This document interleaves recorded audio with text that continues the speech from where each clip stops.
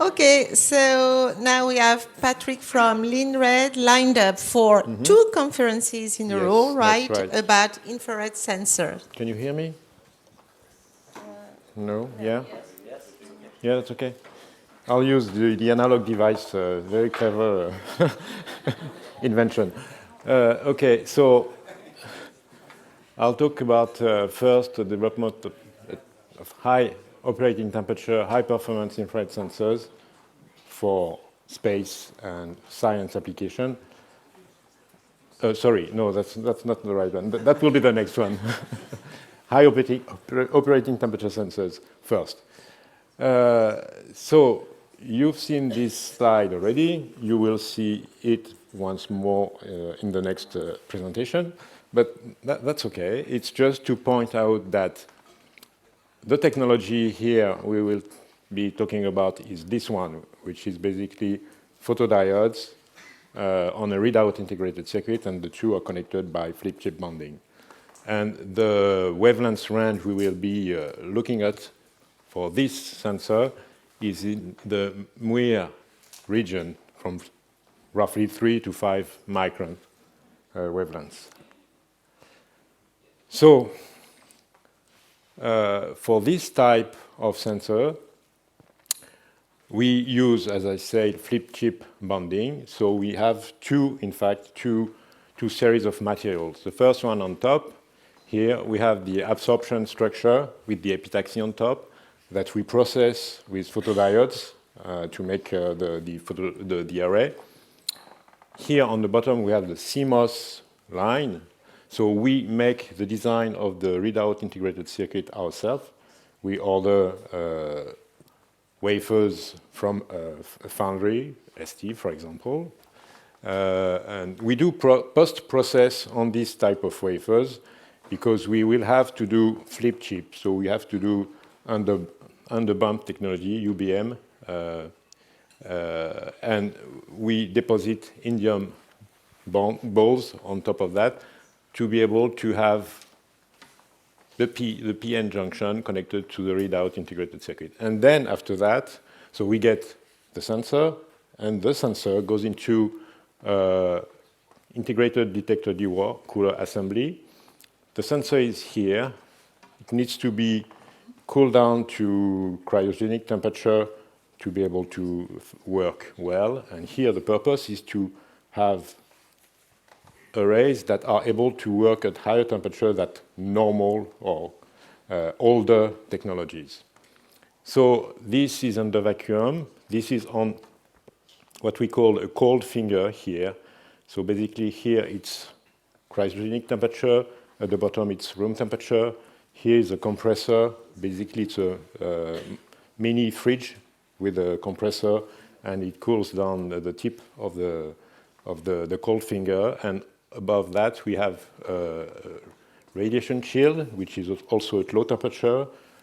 Everything here is under vacuum, and you have a window here to look at the scene. So it's a very complex technology, and we do almost everything here. What type of application does this type of component serve? So first we call that swap.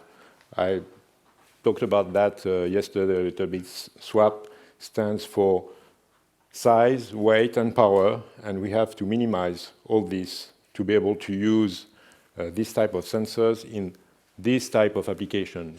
Handheld devices, the product needs to be very compact, low power. For defense application, when we have tight environment, tight space for the use. For drone application, here it's gas detection, for example. It's a different wavelength band, but the principle is the same. If you are able to have such a sensor on board of a drone, you can do monitoring of industrial sites, for example. So that's a very interesting application. Surveillance as well. Working at higher temperature means that for the cooler, the failure rate is lower. So for 27 application, it's very important to have this type of application. And finally, you also can do drone-based hyperspectral detection for agriculture, for example. Sorry.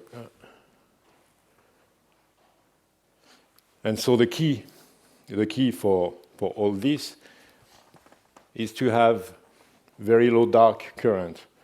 Even though we work at higher temperature, we have to keep the performance the same and have very low dark current. So it's different story. We have to use different type of materials and process, and we have to use very low defect material to be able to do that. The cryogeny also needs to be more compact to be able to accommodate handheld application, for example. So this is the structure of the project to get to these results.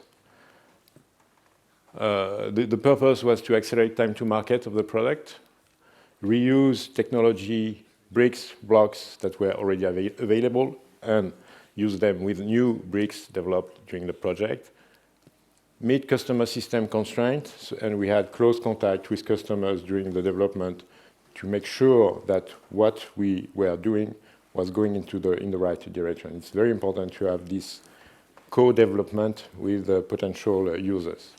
And we had to establish a pilot line because it's new materials that we were not used to have that we needed for this development. So if we focus on handheld thermal imager, for example, key success factors here, mission compatible, has to be, again, small, low weight, low power consumption. Performance still needs to be very high performance, very low dark current. Reliable, has to be usable all the time. And cost still needs to be controlled to be able to deploy the equipment. So the design targets that we had for this, miniaturize the detector by using compact cryo coolers, so that is this part. We had to use very small cryo coolers, optimize the optical interface dimension. So I told you we have here inside a cold finger, and basically the longer the cold finger, the easier it is to isolate the cold part from the hot part. And so we had to find the right compromise to reduce this dimension and still have a good thermal behavior. Reduce the electronic form factor here. This is this card. Increase, already I said that, the focal plane array temperature and optimize the cryocooler performance. And so this allows the user to have these advantages. Handling of the device is easier, integration as well. More function can be added to the system. Power consumption, so the size of the recoiled battery for autonomy, for defined autonomy is reduced. Portability and best compromise between reliability and operating time. And the end result of this development is the Galatea product that we released last year, where we have standard DOR that's here, cold shield, with very reduced dimension of this part. The electronics, which is also very small form factor. The cryocooler, which is from one of our shareholder, Thales, with a very good cool down time, power consumption, and small weight and volume, and high reliability. And finally, a regulation board for controlling the cooler. And to give you an idea of what's the end result, here on the left is a comparison between a Scorpio product, same wavelength range, same aperture number, f/4, than with the new product, f/4, but working at 150 Kelvin. So 40 Kelvin gain, and the image quality is still the same. It's still very good. Thank you.